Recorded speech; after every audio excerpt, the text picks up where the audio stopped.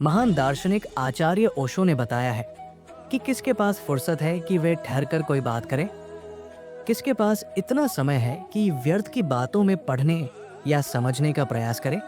आज की दुनिया में किसके पास ये सुविधा है कि वो ऐसे बटन दबाकर समय गवाएं। लोग कहते हैं ईश्वर तो होगा, तो हम भी कह देते हैं हाँ। जब इतने लोग कह रहे हैं तो ठीक ही कहते होंगे, परंतु वो विश्वास झूठा है, वो बेईमानी है। इस अस्तित्व की प्रकृति ही ऐसी नहीं है कि प्यास हो और पानी न हो, भूख हो और भोजन न मिले। भोजन की आवश्यकता से पहले ही भोजन की व्यवस्था हो जाती है। जैसे शिशु के जन्म से पहले ही माता के स्तनों में दूध उतर आता है, दूध की धार बहने लगती है, क्योंकि जानती है प्रकृति कि अब इस प्राणी को दूध की जरूरत होगी। तुमने देखा होगा पक्षी घोंसला बनाते हैं, ये श्रद्धा है। पक्षियों को कोई समय सारणी नहीं सिखाता कि अब अंडे देने का समय आ गया है। वे बस सहज रूप से घोंसले बनाने लगते हैं। वैज्ञानिकों ने प्रयोग किया, अंडे से निकले एक पक्षी के बच्चे को उसके माता पिता से अलग कर दिया गया ताकि उसे कोई सीखने का अवसर न मिले। लेकिन जब वो पक्षी बड़ा हुआ और मादा बनी, तब वो भी घोंसला बनाती है। ये जन्मजात श्रद्धा है। ठीक इसी तरह जब मनुष्य के हृदय में परमात्मा के लिए प्रेम उत्पन्न होता है, तब प्रमाण की जरूरत नहीं रहती। लोग मुझसे पूछते हैं परमात्मा का प्रमाण क्या है? मैं कहता हूं, यदि तुम्हारे भीतर परमात्मा के लिए प्यास है तो वो प्यास ही पर्याप्त प्रमाण है। प्यास ही प्रमाण है। उस प्यास को ही श्रद्धा मानो। अंधेरी रात में भी हमें विश्वास होता है कि सुबह जरूर होगी, यही श्रद्धा है। जरा हम भी खोज करें, अपने भीतर उतरे। जैसा हजरत मोहम्मद ने कहा, अपने अंदर तलाश करो।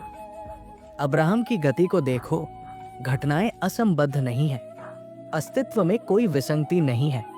इस सृष्टि में एक तारतम्यता है, एक गहरी लय, एक अनुशासन है। इस तारतम्य को समझो, यही सच्ची कहानी है। ईश्वर छुपा नहीं है।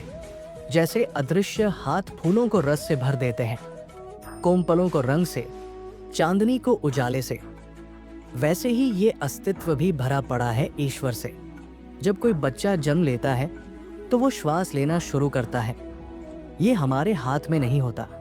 हम न तो उसे समझा सकते हैं कि सांस लेना जरूरी है, नहीं उसे रोक सकते हैं कि अभी मत ले। न कोई उपाय चलता है, न कोई तर्क। या तो वो श्वास ले लेता है या नहीं लेता। और सच तो ये है कि उसने पहले कभी सांस ली ही नहीं। माँ के गर्भ में माँ स्वयं उसकी श्वास की जिम्मेदारी निभा रही थी। लेकिन जैसे ही बच्चा माँ से अलग हुआ, नाल काट दी गई। अब वो पूरी तरह स्वतंत्र हो गया। अब उसे स्वयं सांस लेनी है। किसी ने उसे ये सिखाया नहीं कि सांस कैसे ली जाती है, फिर भी वो सांस लेता है। कैसे? कौन है जो उस नवजात के भीतर सांस भर देता है? कौन डाल देता है वो जीवन का स्पंदन? शास्त्र कहते हैं परमात्मा ने मिट्टी से मनुष्य को रचा और उसमें प्राण डाले। ये बात कहीं से झूठ नहीं लगती, क्योंकि जब एक बच्चा जन्म लेता है तो कोई अदृश्य शक्ति उसके भीतर श्वास भरती है।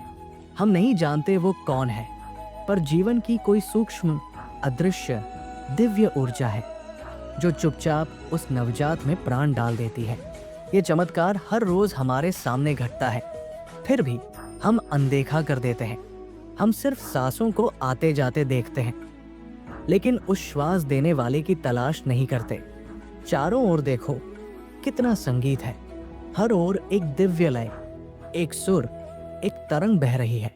और इस संगीत के पीछे कोई है, कोई कुशल संगीतकार जो संवाद करता है, जो हमारे भीतर प्रार्थना बनकर उतरता है। श्रद्धा का अर्थ है उस अदृश्य को मानना जो दिखाई नहीं देता परंतु सदा विद्यमान है। तुम कहते हो मरना ही है, पर क्या ये बस एक बात है? इतने लोग मरते हैं रोज, फिर भी हमें कभी ये विचार नहीं आता कि मैं भी मरूंगा। क्या इसमें कोई रहस्य नहीं? इतनी मृत्यु देखने के बावजूद भी मन के भीतर कहीं न कहीं ये विश्वास बना रहता है कि मैं अमर हूं। यही तो श्रद्धा है, अमरत्व की, आत्मा की, उस परम सत्य की जो कभी नहीं मरता। हर व्यक्ति अपने गहनतम भीतर जानता है जीवन का कोई अंत नहीं है, परंतु जब तक तुम खोज नहीं करते, तलाश नहीं करते, ये श्रद्धा बस एक भाव बनकर रह जाती है।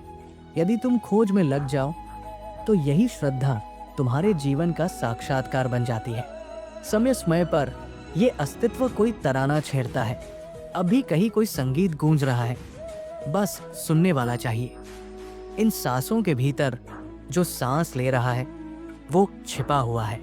जिसे तुम मैं कहते हो वो शरीर नहीं है। शरीर तो मिट्टी में चला जाता है, लेकिन जो भीतर बैठा है वो परम तत्व, वो चेतना, वो कभी नहीं जाता। जीवन का पहला पाठ यदि श्वास है तो मृत्यु का अंतिम पाठ है शांति। परंतु जो भीतर छिपा है वो कहीं नहीं जाता। इस बात को जानना ही प्रेम है, जागरूकता है, और यही परम शांति है। इसीलिए इस गूढ़ अस्तित्व के लिए, इस अदृश्य कृपा के लिए हम सब उस परमात्मा के अनुग्रहित हैं। प्रवचन का निष्कर्ष। तो मित्रों, इस संपूर्ण प्रवचन का सार यही है कि श्रद्धा कोई तर्क से उपजी बात नहीं है, वो हमारे अंतरतम की पुकार है। जैसे नवजात शिशु के भीतर कोई सांस भर देता है, वैसे ही हमारे भीतर भी कोई अदृश्य शक्ति काम कर रही है। ये अस्तित्व बेमतलब नहीं है, इसमें गहराई है, अनुशासन है, संगीत है। जहाँ प्यास है वहाँ पानी भी होगा, जहाँ खोज है वहाँ परमात्मा का अनुभव भी होगा। श्रद्धा आंखों से नहीं देखी जाती, वो तो अंतरात्मा से जानी जाती है। और जब तुम्हारे भीतर परमात्मा को पाने की सच्ची प्यास है तो वही प्यास सबसे बड़ा प्रमाण है कि वह है। बस जरूरत है तलाश की, मौन की, प्रार्थना की। इस श्वास के भीतर जो जीवित है वही तो परमात्मा है। उसके लिए, उस गहराई के लिए, उस दिव्यता के लिए हम सब अनुग्रहित हैं। मैं आप सभी को और आप सभी के भीतर बैठे उस परमात्मा को सच्चे मन से प्रणाम करता हूं। मेरे प्रणाम स्वीकार करें। यदि आपको महान दार्शनिक आचार्य ओशो जी के इस गहन और मार्मिक प्रवचन ने कुछ भी छू लिया हो, अगर एक पल के लिए भी आप भीतर कुछ गूंज महसूस कर पाए हों, तो कृपया इस वीडियो को लाइक करें, अपने प्रियजनों के साथ शेयर करें, और ऐसे ही और आत्मिक एवं गूढ़ विचारों से जुड़े रहने के लिए हमारे चैनल को सब्सक्राइब करना ना भूलें। आपका साथ ही हमारा संबल है। धन्यवाद। प्रेम और शांति के साथ